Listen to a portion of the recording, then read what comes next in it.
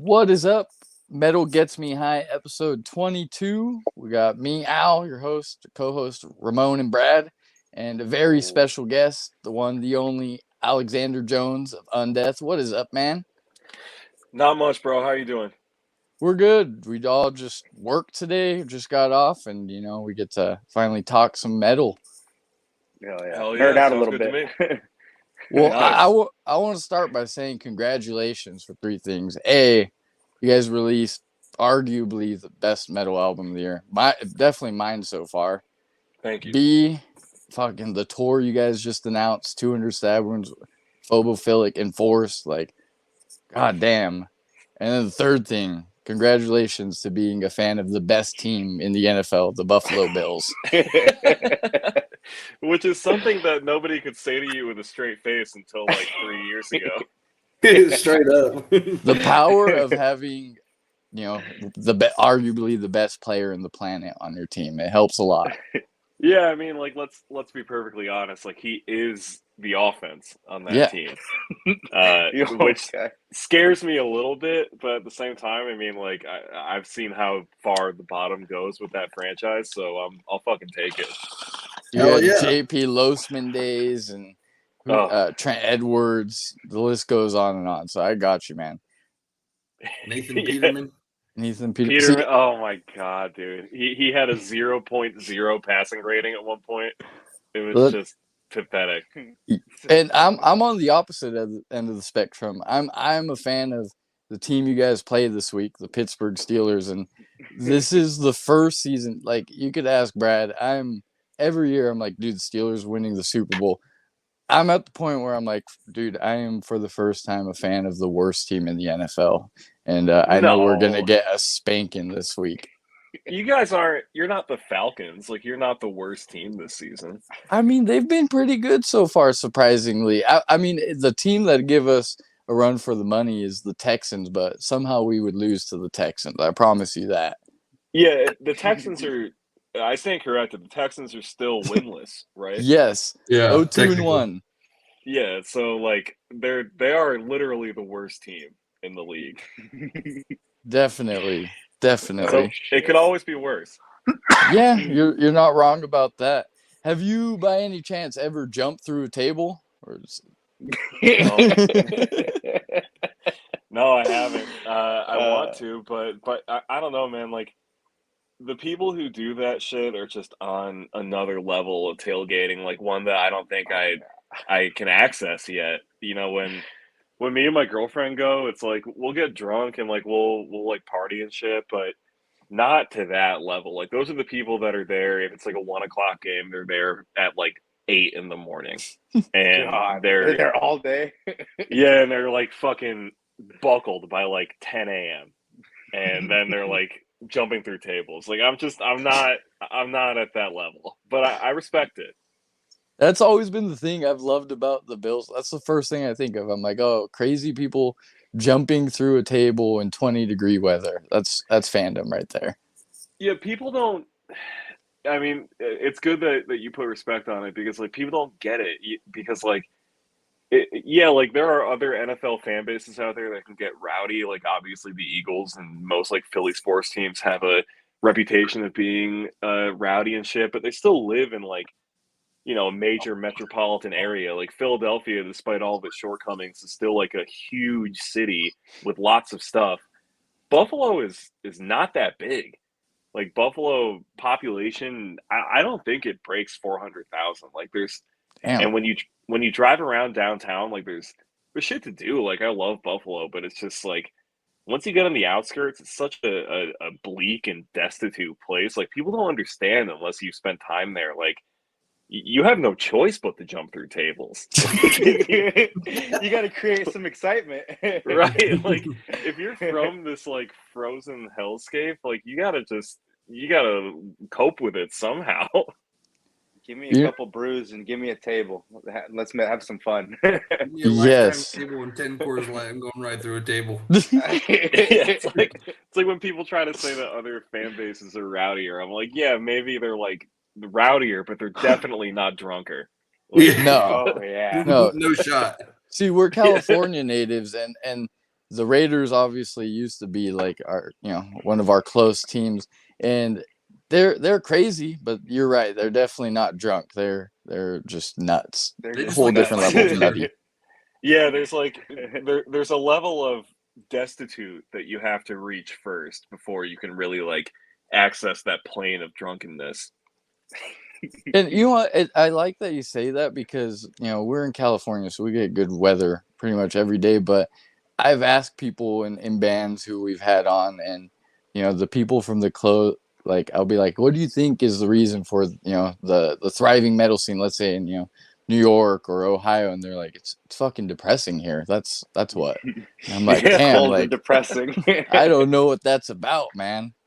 Yeah, I've been asked in interviews before, like leading up to the new album. I did like a shitload of interviews, and a lot of them, people are always asking me like, what is it about, Western New York, like Rochester, Buffalo, like what is it about that area that you think like fosters metal?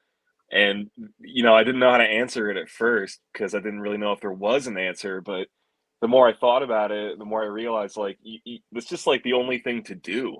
Like if you're from around here, it's like, and you're into music, people assume that you're from New York, so you're close to the city, right? But it's like, no, Rochester and Buffalo especially are like on the complete opposite end of the state. We're closer to Cleveland and Toronto and even Philly than Yeah. New York. Like New York is like a 6.5 hour drive for us, like New York City. Oh So shit. it's like you kind of have to make your own fun in a way, and if you don't do that, like you're just gonna lose your mind. Yeah, I That totally makes feel sense. that. We actually we live like right dead center in the middle of California, basically. So just to go to any show, it's minimum, 2 hour drive. So we're kind of in the same area. San Francisco's 2 hours away, LA's six 6 hours hours. away. Yeah. So it's kind of the same feel. You gotta keep yourself from going insane. It gets like Yeah. 114 in the summer. Yeah, Yeah. I don't know how y'all deal with that. I mean, I guess it's just like it's either it's going to be 114 in the summer or going to be shoveling Or snow -20. 6 months out of the year. I'm good off the snow. No, thank you. Well, a Yeah. question I always like to add, or go ahead if you had something to add. No, Sorry. no, please go on, go on. How does metal get you high? Like, what does it do for your life? It uh it calms me down, brother. It's just like I just talked about this recently in something that I think is going to get published pretty soon. But I feel like it's one of the few things, the few like outlets I have in my life right now that like relaxes me. And it's not to say I'm like a super anxious person or anything like that. Like I feel like I'm pretty calm and loose most of the time. But uh, when I just think about like the shit that I do 95% of the day, it's like I have headphones in or like the speaker on and I'm listening to metal. And it's just like I do it so often that it's just become this like intangible aspect of my life that I just don't even think about anymore. But when So, I really look at like the raw analytics of how much metal I listen to on a daily basis, it's like pretty much from the moment I wake up, there's probably like, a 20-30 minute grace period there where I'm just like, making coffee or whatever. But then after that, it's like I'm listening to metal no matter what I'm doing, whether I'm at the gym, whether I'm driving somewhere, whether I'm just like doing chores around the house. It's like it's pretty much a given that metal or something close to metal is going to be playing. So it provides me with like an immense sense of calm and stability that is really something that I try not to take for granted. that's Yeah, awesome yeah, to hear. 100%. And I feel like most people who listen to metal feel that same way, where it's like that safe place you go. Which it's funny because outsiders are like, "How in the hell is getting yelled at and these harsh noises calming?" That's scary, but I mean that's what's beautiful about it. Yeah, it's like once, I mean, I could be way off base here, but I feel like once you get a taste for it, like once it really gets its hooks in you, no matter when that is in your life, like it never goes away. And I'll have spells like probably once a year where once or twice a year where I'm like, all right, like maybe let's listen to something other than metal for now, and I'll go on like a month long binge where I just listen to nothing but like uh I don't know, like Japanese city pop music for like a month straight. And then, but even then, like it's fleeting after. And I'm like, shit, like I want to listen to Amon Amarth like right now. Listen to something mighty. Yeah, like what are we doing here? Like I get like 2 beers in me, and I'm like, why is Slayer not playing in this room right now? Like, Fucking Yes. Slayer. yeah, like so. Yeah, I don't know. I just feel like people that are into metal, like once it kind of fully makes a place in your life, it's so hard to ignore. Agreed. Yeah. That's well put. And you know what? I could tell that, like, with your column that you started with metal injection, I could tell how much you care about metal, because the the artists that you're showing so far, like, there have been a few that I haven't heard of, where I'm like, oh, this is fucking sick, or maybe something that's like underappreciated. And I like it because it reminds me of like when I was getting into metal, something that helped me get into more things that I probably wouldn't have found if it wasn't for it, was Trevor's column with Metal Injection, the obituarist. So like it kind of reminds me, it's in that same vein, and I think that's super cool that you get to fly that flag.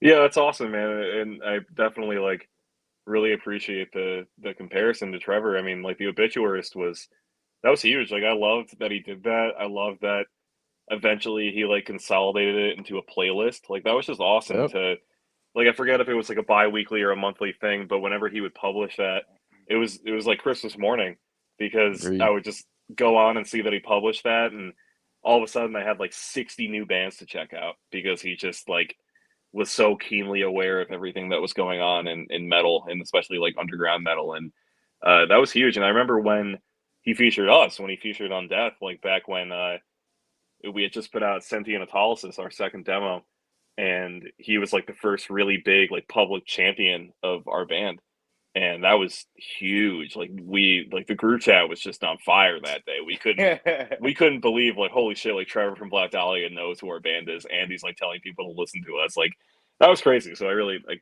I when we toured with them, I punished him all the time and thanked him for doing that. And he was very humble about it. But it's seriously like that was a big moment for sure. Yeah, Yeah, and that was the first time, unfortunately, because of work, we got there late and didn't catch you guys on that tour. And like, I kicked myself because it wasn't until you guys came back around on the Fetus tour where we got to catch you. And it you was guys stole the show. You that guys was that was stole my the favorite show. set. Oh I hell yeah! remember the bass. I like somehow or another I kind of ended up in a conversation with the bassist from Chelsea Grin, and then he's like, "Who are you here to see by any chance?" And I'm like, "Undeath." He's like, "Really? Hell yeah, bro! That's fucking sick." Yeah, that's cool, man. I mean, yeah, those were crazy tours. I mean, I don't want to say that we got like a raw deal or anything on Dahlia because like everybody on that tour was super cool to us, and we were first to five. Like we went into that tour knowing we were gonna like be eating a little bit of shit as far as the scheduling went, but like it's just how it goes. That was like our first real tour ever. So they could have told me we were playing 30 minutes before doors, and I would have said yeah, sure, whatever. You're all But hell yeah, let's do it. yeah, like, but yeah, that was just the way it went with that tour. Was we played an hour after doors every night, and we only played for 20 minutes. So there were tons of people who came there and had no idea we were even on the bill, and they saw our merch Oh set up, man, and they were like, "Oh, like fucking Undeath's on this tour." And I was like, "Yeah, like we're here." That I don't know. I felt bad. I was like, "Fuck." So I immediately ran to the merch. I got legions, and then I rep you guys every day with my water. Uh, Hell yeah, little dude, that's undead awesome. sticker. every now and then Love I'll that. get a customer at work and be like, "What's that?" And I'm like, "Oh, it's this metal band Undeath." And they're like, "Oh, you listen to metal?" Then it turns into a little thing, but always got to represent. Hell yeah, dude, appreciate that. It's so cool that Trevor did recognize you guys early. Another big guy in the metal community that I noticed you guys was Max Cavalera. He ended up playing you guys. He played Necrobionics on Liquid Metal, and he Did he was like, really? Yeah, did. guest DJ Spotlight. Is the guest That's DJ awesome. Spotlight. Damn. He played you guys, and he was like, he had nothing but great things to say about you guys, and I was like, oh shit, if Max is shouting him out, you know that this is real. Damn. That's awesome, man. Yeah, I knew that he had like written about us one time and said that I'm gonna burp. It's inevitable. Wait, am I? No, I just talked right through it. It's all Oh, good. it's all good. But, Do it. I remember he mentioned us and like 200 Stab Wounds and like one or two other bands in an interview he did one time, and that was huge. Like obviously, all of us are huge Sepultura fans, and even like fucking Soulfly, like Tommy, our bass player, like Soulfly is one of his fucking favorite bands. So that was a big moment just to have like an icon like that even acknowledge us. So I also didn't know that he played us on Metal Injection. Like literally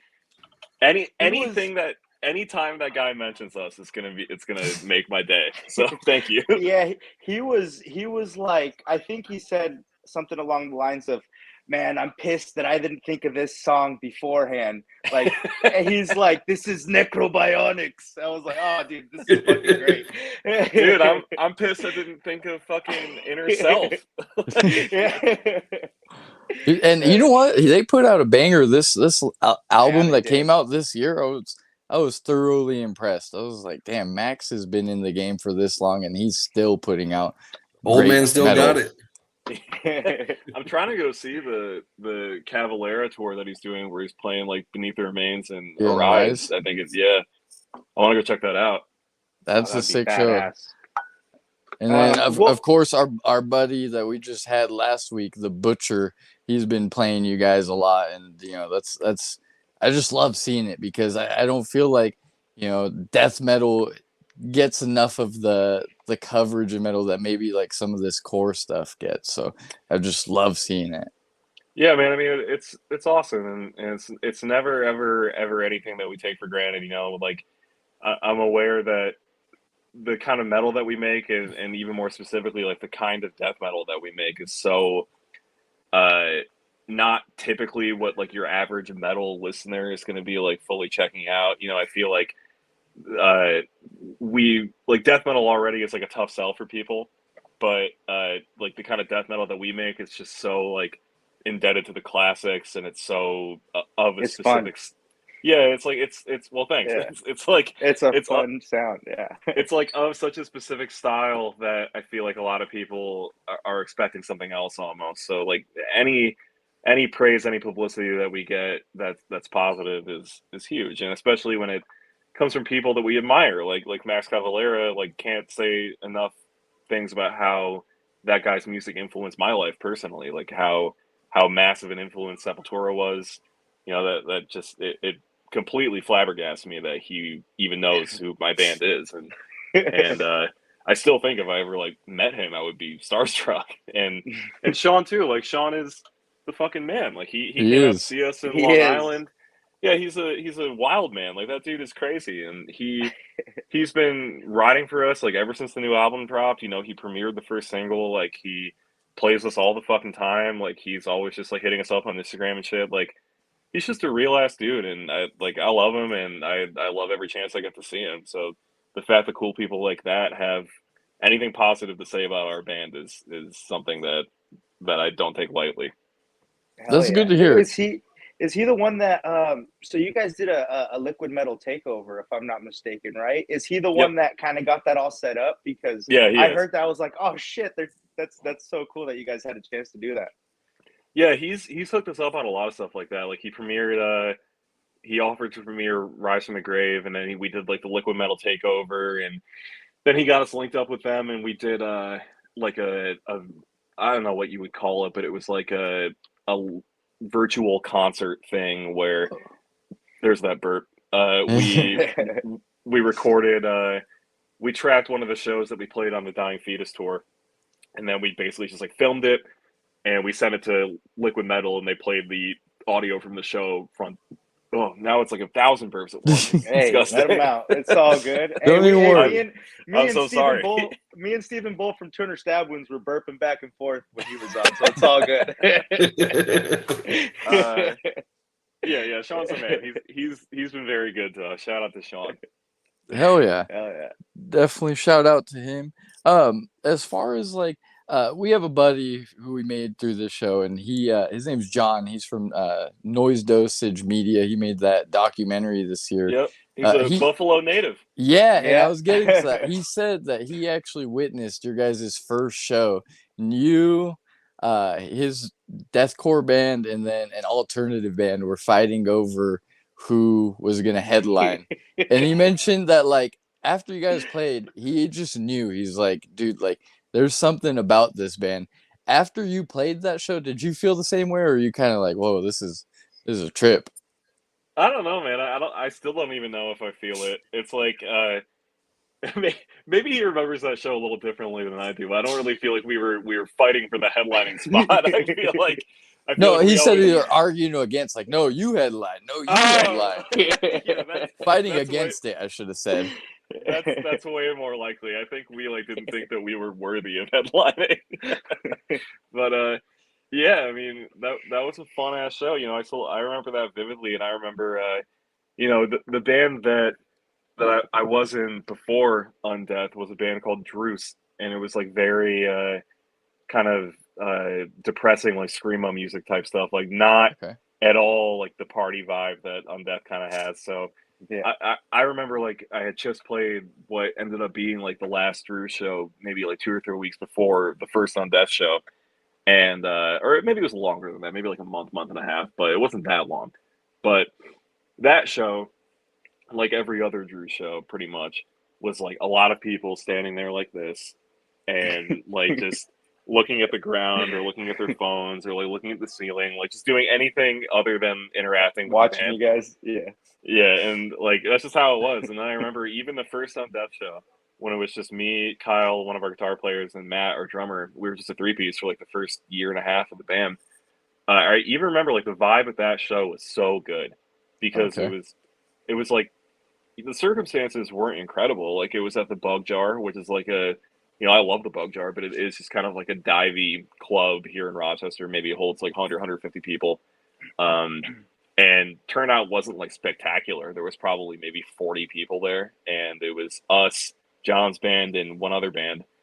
But even that, like we played the set, and we just at the time the only songs that we had were the first demo, so we Okay. just played the first demo front to back, and kids were like moshing and like smiling and having a good time. And I remember like looking out in the crowd while we were playing, and thinking like, damn, this is like fun. Like this is what I've been missing this whole time. Like kids are really enjoying themselves like to this music. This is cool. And I definitely did not have any notion whatsoever of like what would happen with Undeath and like the places we would end up going, the things that we would end up doing. But at the very least, I knew that whatever we did end up doing was going to be like a very fun and fulfilling experience. So that was awesome.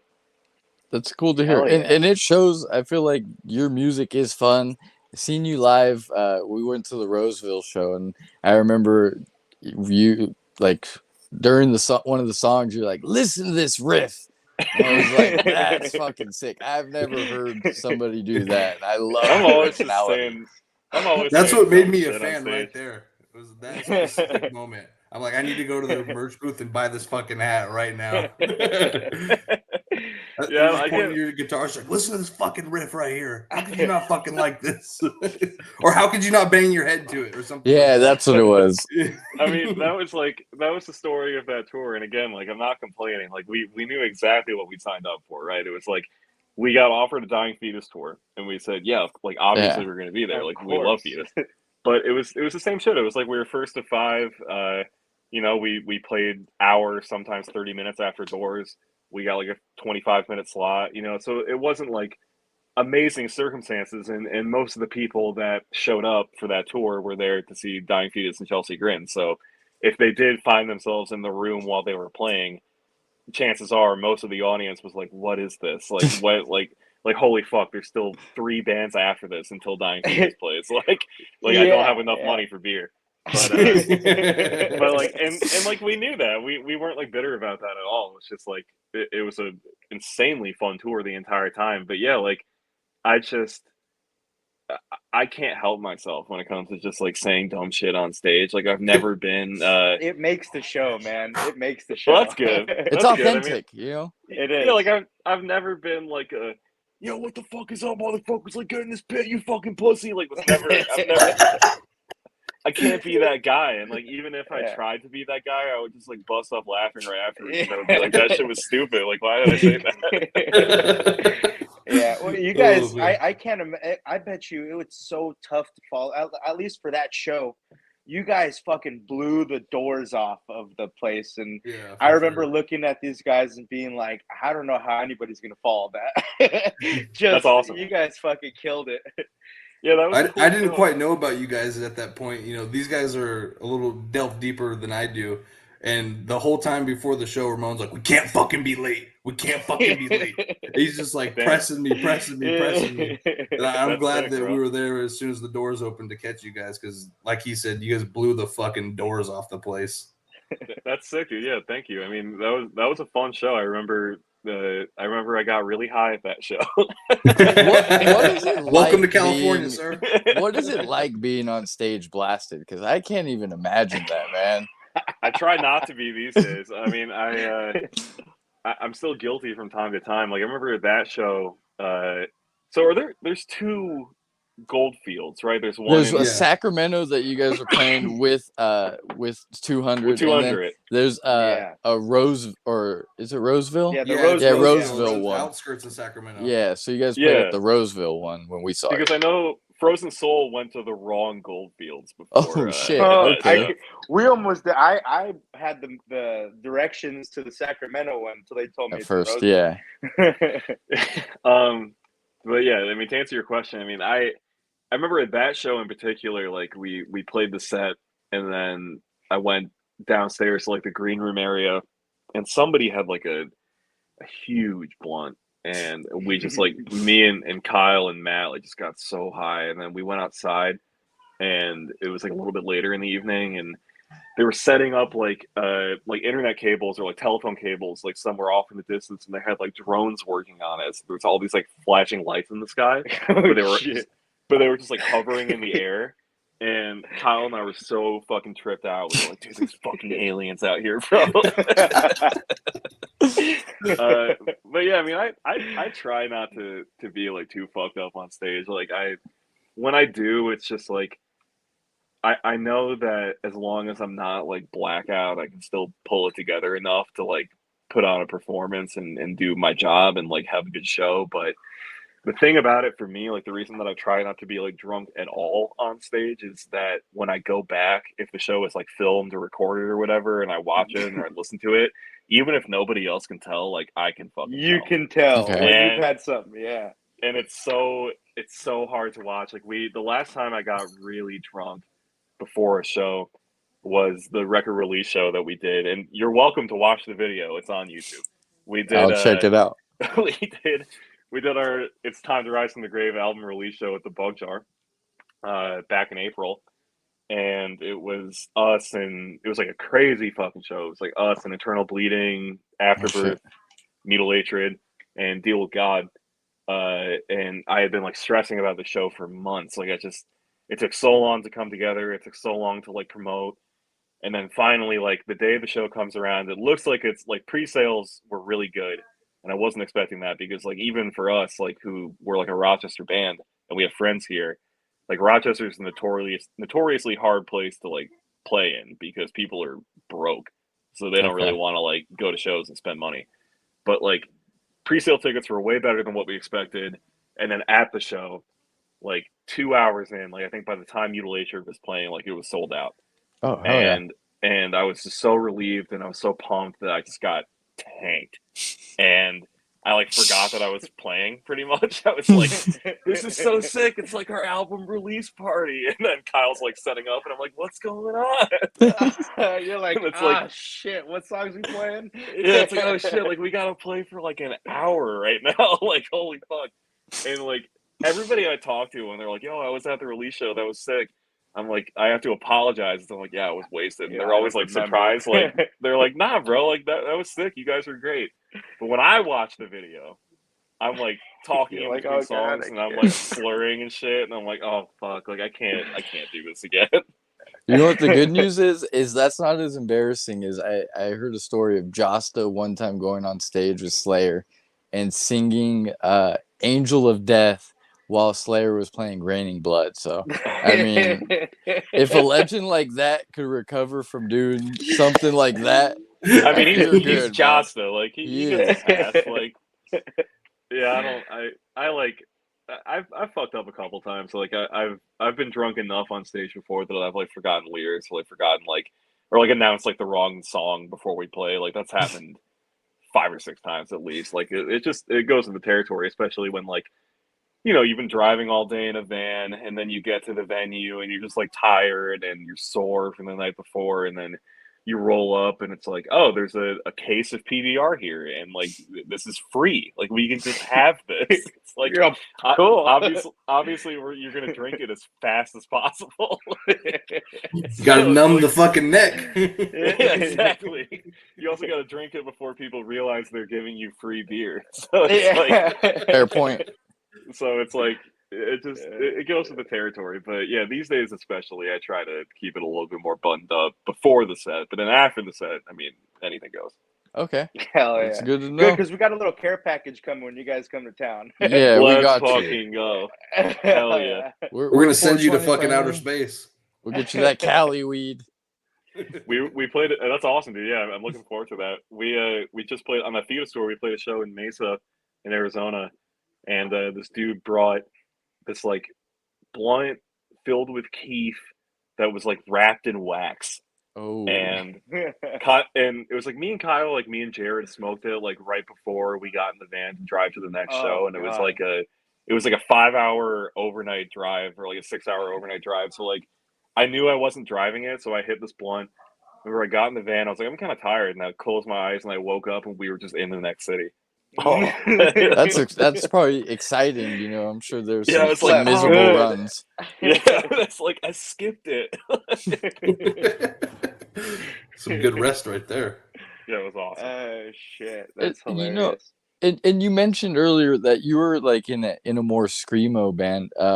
Like how before you joined Undeath, like did you kind of have like I guess a death metal vocal approach, or did you just kind of come up with that on the fly? That's a good question. I didn't really have an approach. Okay. I had been a metal fan forever, like since I was 10, 11 years old. Like I've been a death metal fan for almost as long, but the only bands I had ever done vocals in were bands that required like a higher register of vocals. So and I had no technique. I had no like training or whatever. So like with Druce and any bands that I was doing before then, I was pretty much just like screaming as loud as I possibly could. And Okay. that was kind of half the reason why I was like relieved that I got asked to try out for what would become Undeath, was because I wanted to do something vocally that didn't hurt so much. And death metal vocals, it's like, yeah, when you do it for 20, 30 shows in a row, like you can feel it for sure, like especially if you're putting power into it, but it's way less taxing than doing like high pitch, like screeching black metal type stuff. Um, so yeah, I didn't really have a technique to start with, but I definitely developed one over time, just trial and error. I remember when Undeath started, I had absolutely no idea what I was doing. I just wanted to replicate the people that I thought were cool, so I wanted to do like, John Gallagher dying Fetus. Like I've always loved his vocals. Chris Barnes, like I loved his style, and like the Bleeding and Tomb, like that's just like some of the best death metal vocals, period, in my opinion. Um, so it's just like shit like that, and I tried a bunch of stuff out live just to see what worked, what felt good, and then I think by the time we did like the Dahlia tour, and you're playing what I think was like 28 shows in a row, pretty much. By the time we were like 4 or 5 shows into that, I was like, okay, I know what my technique is. Like I know what my routine is here. I know how to access the sounds and the styles that I want to access, and like 99% of that just comes with repeat repetition and just doing things over and over and playing live. Okay, that's good to know. Yeah. And I listened to your most recent podcast, Death Comes Lifting, and something that stuck out to me, and it kind of goes to what you're saying, is like how your guys' goal kind of is, when people leave the show, like, oh, I want to start a band. So it's cool hearing that, you maybe didn't know what you were doing, but you tried it and you got it done. It really goes to show that, like, anyone could do it. It just takes the effort and the work. Yeah, man. I mean, I don't want to get too like sanctimonious about this shit because like I could flip this shit on its head in a second and we could get real preachy. But like I think that like music belongs to everybody, and I feel very strongly about that. And I think that the barrier to entry with starting a band or with like pursuing music, even if it's just like as a hobby, should only be the limit that you're willing to try. I don't think there should be any artificial gatekeeping or like barriers placed on music or especially on like performing music. I think that if you have an interest in it and if it's something that like moves you and drives you and makes your life like worth living, I think that that's enough. That's more than enough reason to pursue it. And with metal, that's easy to say with like punk and stuff because you really don't need a lot of ability like musically to play punk music. Like that's the reason that the genre exists is that it Okay. was like this countermeasure to prog and stuff and like all the very bloated 70s stuff that was going on. But with metal, it seems intimidating because it is shreddier, it is way more musically complex. Like you do need to kind of have like a little bit of an understanding of like your instrument and what you're doing to make convincing metal, but that's not a hard thing to access. Like it just requires a little effort. It requires a little discipline. And I think that that's something that literally anybody on earth is capable of doing. And if anybody has any interest in metal and playing it, I wouldn't be discouraged when I see people like shredding and ripping cool solos and like doing crazy inhales or whatever, or like playing it like the craziest drum shit you've ever heard. I would just be encouraged by that. I would say like, wow, that person practiced a lot and it's clearly something that's within the grasp of human ability. So there's no reason that I can't do this too. So I do think it is just like how far you're willing to go should be the only limit that is placed on your ability to play music. Yeah. We'll put. Interesting. Are you buying like? I remember hearing in that interview too that it was between Undeath or maybe starting a one-man black metal project. Do you play guitar? I mean, play is the strong word there. I mean, like You dabble? I dabble, yeah. Like I'm way better at it now than I was like 2 years ago. But again, like that comes from being inspired by other people and just taking the plunge and putting my nose to the grindstone proverbially and just wanting to get better at it. And I've admired guitar players for years. Like I was never like the guy who had what is it, Guitar World and like learned all the tabs or whatever. But like I knew what I liked out of guitar players. I knew what kind of riffs I liked hearing. I knew what I admired out of the guitarists that I enjoyed listening to, and it was just the kind of thing that I never really had the self discipline to go out and pursue it in any serious way. But then when Undeath started, and I was around like Kyle and Jared later on all the time, who are just like fucking shredders, and they're clearly like very disciplined at what they do, and they practice all the time, and they write all the time. That really was kind of like the kick in the ass that I needed to like get my shit in gear, and it made me want to go home and start actually like learning this instrument that I had been just fumbling around with for 10, 12 years. Okay. Yeah. And that's not to Makes say sense. that I'm like I'm good now. Like I'm You not just- good at guitar. Yeah. Like- you know what you got the gist of it, I should say. He can play Smoke on the Water, okay? Yeah, like let's say like 10 years ago, I could play When I Come Around by Green Day. And Okay. Okay. like now, if somebody was like, you have a month and a half to learn this At the Gate song, I could maybe do it. Okay. Hey, that's a lot That's farther about than where a lot I'm. of other people. That's about where I'm at. You guys just had the music video to "Fiend for Corpses" come out recently, right? That Yeah. was a badass video. What's the favorite your favorite music video you shot, or is that the first one, or have you had a chance to film any other ones? We've done a couple. Yeah, Yeah, we for the album we did a video for Rise from the Grave. We did a video yeah, for saw that. Head Splattered, and we did a video for Defiled Again that Hmm.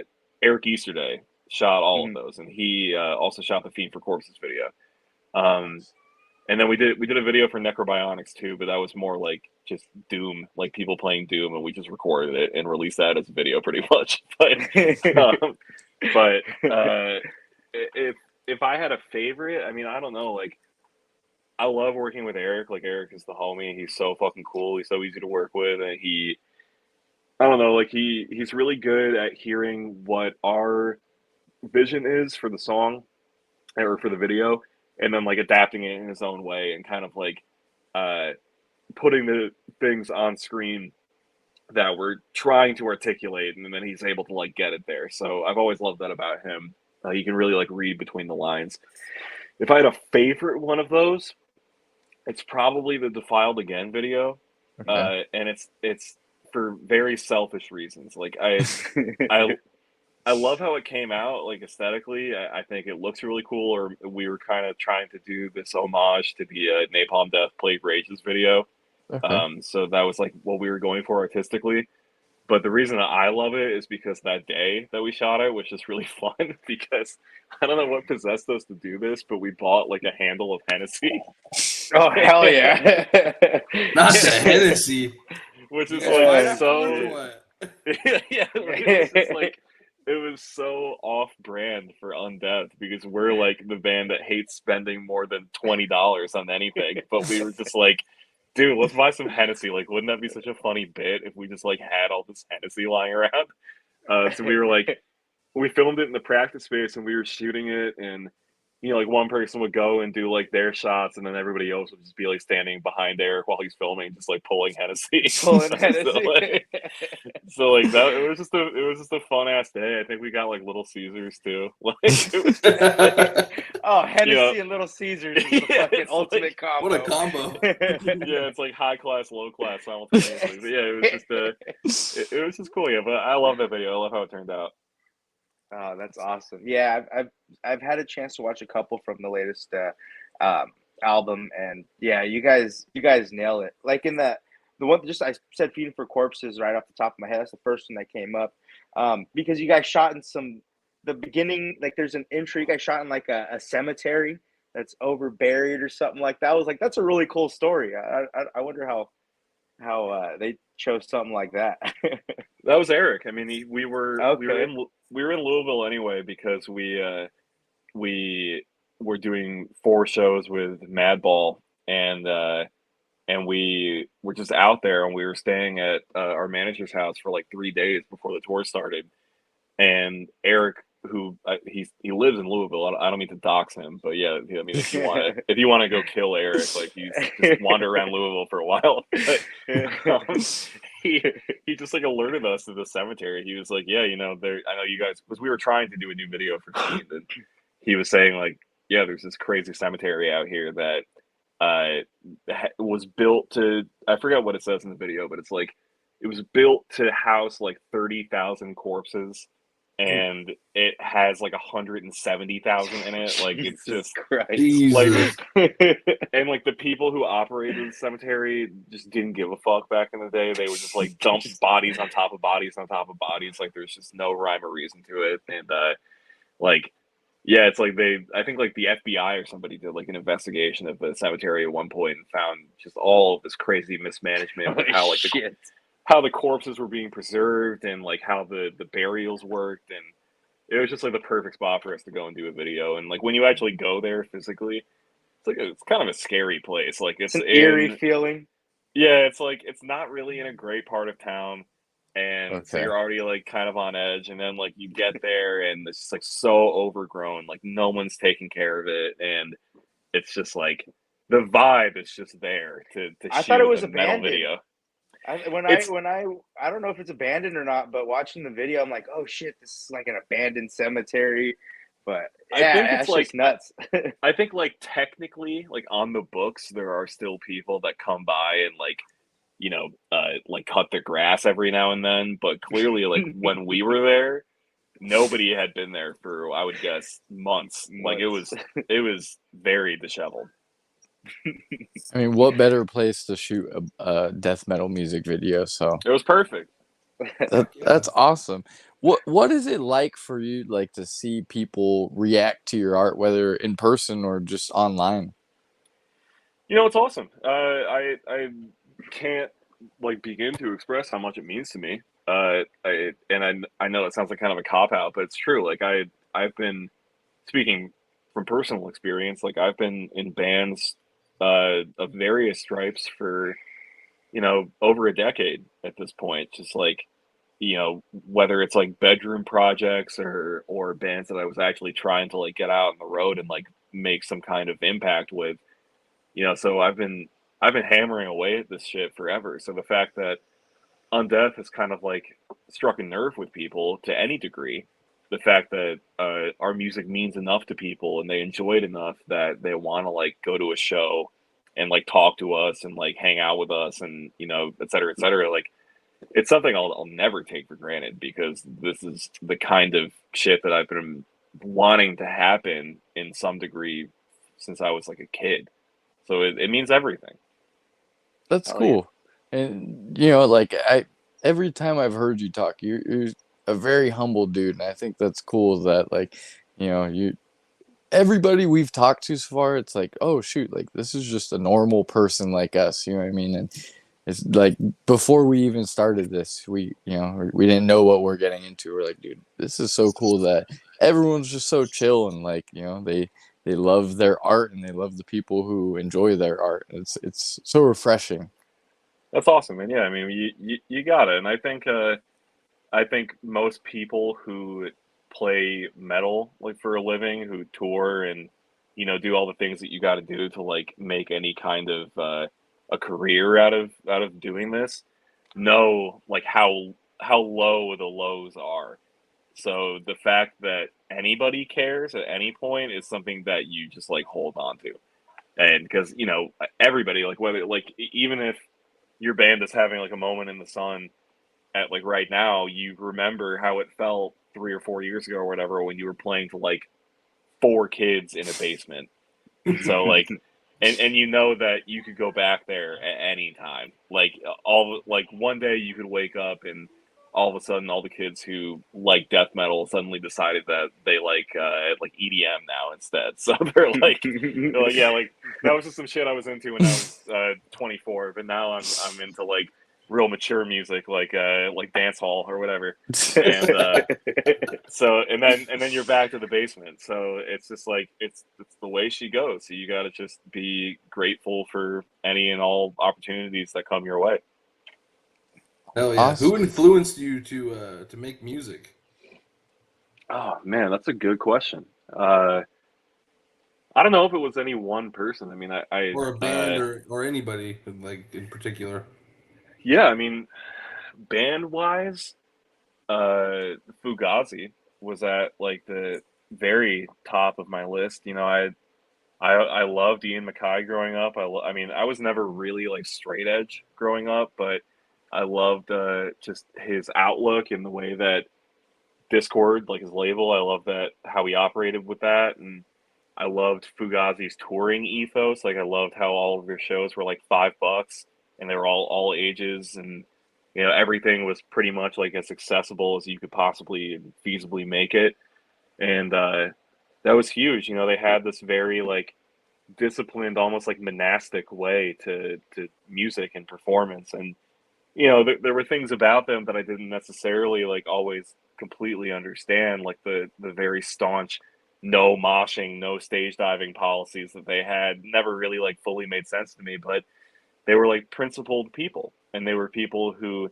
took their art very seriously, and they treated their crowds with like respect, and they treated them like they were intelligent, thoughtful people, and that was something that I loved. So I definitely took a lot of influence from Fugazi, but beyond that, I mean, like at the drive-in, it's like the pre Oh, Mars Volta okay. band.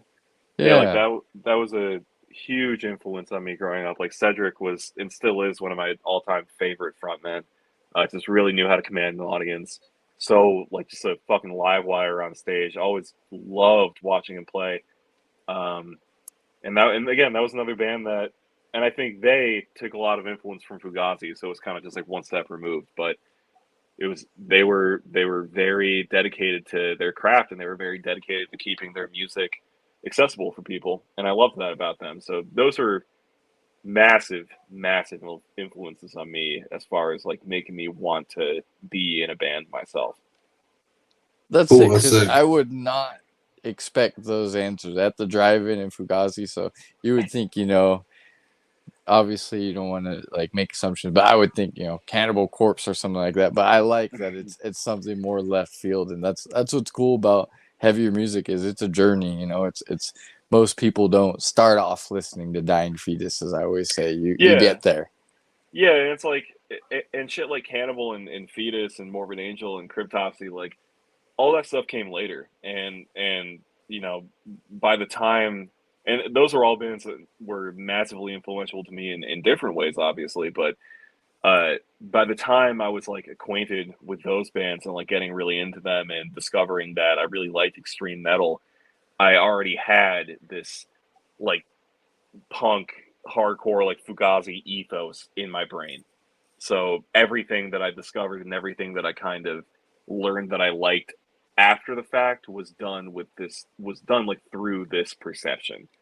So like Okay. everything that I came to enjoy was done uh with Fugazi and the way that they carried themselves as a band in the back of my mind, which I think is why I loved Cannibal Corpse growing up, because obviously it couldn't be a more different band than Fugazi musically, but Yeah. they were like road warriors, They came from Buffalo, which is very near to where I grew up. They just hit the ground running pretty much as soon as they started a band. Yeah, they got picked up by Metal Blade pretty fast, but that was like a very different Metal Blade than the Metal Blade that we know now. So they still had to like fucking grind it out and do like tour like 6, 7, 8 months out of the year. So their ethos was something that I picked up on and appreciated very fast because it was familiar to me. So uh, they were bands like that were very influential to me, but like at a slightly later stage in my life. Like they didn't make me want to start a band, but they made me like feel more comfortable with my decision to start a band. Yeah. Yeah. Yeah. Nice. Makes sense. What are some recent releases that you've been jamming lately and that you enjoy? Oh man. Let's see. Well, there's a band from California. I couldn't tell you where. My California geography is so terrible. Like, No I worries. feel It's a you. big state. The long but fucking state. Yeah. yeah, it's like Yeah. I could probably point to like where LA and San Francisco are on a map, but like everything after that, I'm just like And clueless. But there's a band from California called Black Fucking Cancer. Yes. yeah. Incredible They album. Dude, they put out an album this year called Procreate Inverse. It's just like psychopath music. Like it's just crazy. The guitar playing is so good on it. The vocals are so like gripping and demanding. Like in the very first song, he has this like refrain that he keeps going back to that like just like I'm getting like goosebumps just like talking about it. Like he's like invoke chaos, and like he's just saying it over and over. And like typically when you hear like black metal style bands like saying shit like that, you're just like, yeah, whatever, dude. Like It's chaos, cringe. like who cares? But like that dude saying Invoke it that was like, shit. yeah, it he's hits like, home with him. it's like there's so much conviction and like passion, like with the way he's talking about this fucking chaos. I'm like, bro, let's invoke this chaos. Fuck yeah. So like that record is awesome. I can't recommend people check that out enough. And then very recently, I think it came out like just a couple of days ago. The band Acephalix, another California band. Yes. It's either Acephalix or Acephalix. I never know how to pronounce it, but Yeah. they share members with that band Vastum that people might be familiar with. They're an Oakland band, I believe. Okay. Awesome, just kind of like D beat ish death metal. Like it's definitely like very steeped in kind of like the punk school of music, but it's like undeniably death metal. Like it's kind of thrashy. It's fucking sick. They've been around forever. Like I was into Acephalix and Syphilis, whatever you want to call them, like before, like way before Undeath was a band. They've been sick forever. So highly recommend that people check that out. And also, I guess the last one I'll say, it's not death metal at all, but I'm gonna butcher this pronunciation because I think it's like a Danish word. I'm from fucking upstate New York. Like I don't know how to like. No, you're good, man. I don't know how to say this shit, but it's like goods for lost, goods for lost. It's Just like listen to that 2 nights yeah, ago. dude, incredible.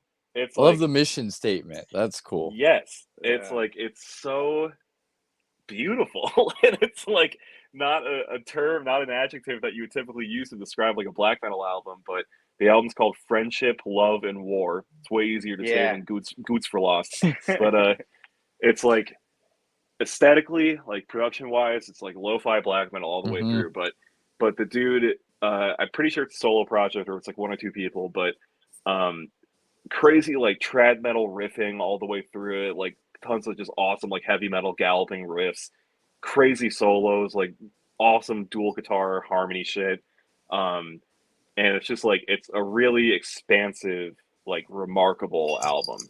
So because like a lot of black metal can feel very like introspective and isolated, but this album is just like it's got scope, it's got weight and distance to it, and that also came out very recently. So I would implore people to check that out. Hell yeah. And we'll kind of wind it down, but the way we like to wind it down is we'll do it a little different for you. But like, what can you give us your top 3 death metal albums? I know obviously it probably changes, but off the top of the head, what are the 3 top death metal albums that you would recommend to maybe someone starting out their heavy genre journey? Okay. Yeah, I mean, to somebody who like really it doesn't really know much about death metal, but like wants to get into it, like I'm not gonna like cool guy them and recommend them like 3 things that no one's ever fucking heard of because like Yeah. It's fair. it's like that Onion headline that's like the dad is raising his daughter on Talking Heads and just condemning her to a life of being uncool. like obviously if you're getting into death metal, you want to like have some familiarity with the classics. So I feel like I would recommend somebody check out Kill by Cannibal Corpse Okay. because I feel like I don't know if it's the best Corpse Grinder Cannibal Corpse album, but it's like front to back just bangers. It's so good and it's like fun. It's got like riffs for days. The playing is incredible. So I would definitely have them check that one out. Um, After that, I would do Those Once Loyal, Bolt Thrower, Yes. which I feel is a bit of an undersung Bolt Thrower album in the discography because a lot of it doesn't have like the grind shit that a lot of people like. It also isn't like Fourth Crusade. It's a little bit more. The production's like a little bit better. It's a little bit bouncier than that. And I feel like a lot of Bolt Thrower purists write it off because it's like, oh, it's got new metal riffs, bro. But like it doesn't. It's got bouncy death metal riffs. Doesn't mean it Yeah. sounds like fucking Limp Bizkit. So I've never really understood that criticism with that record. I think it's incredible. I just listened to it last week because I've said for years, like, oh yeah, that's one of, if not my favorite Bolt Thrower albums, and people always look at me like I just fucking killed their dog in front of them. And finally, like last week or like 2 weeks ago, I was like, have I been wrong about this? And I re-listened to Those Once Loyal for the first time in like a year and a half, And I was like, oh no, this album is like perfect. Like I'm right. Like, Yeah, that shit slaps still. Some reassurance. People get too caught up in being a purist. Like it's let good music be good music. I think people should be allowed to be fans of whatever they want, bro. Like it's fine. Like no one is fucking too cool to listen to Bolt Thrower. Like, are you kidding me? You're talking to a guy who has the original 9 members of Slipknot tattooed on him. I don't give a fuck. Dude, that's sick. I have multiple anime tattoos. Yeah. It's fine. If I wanted to be like, cool, I wouldn't be a metal fan. Exactly. Dude, I mean, like, look, I've been fucking staring at this the entire interview, dude.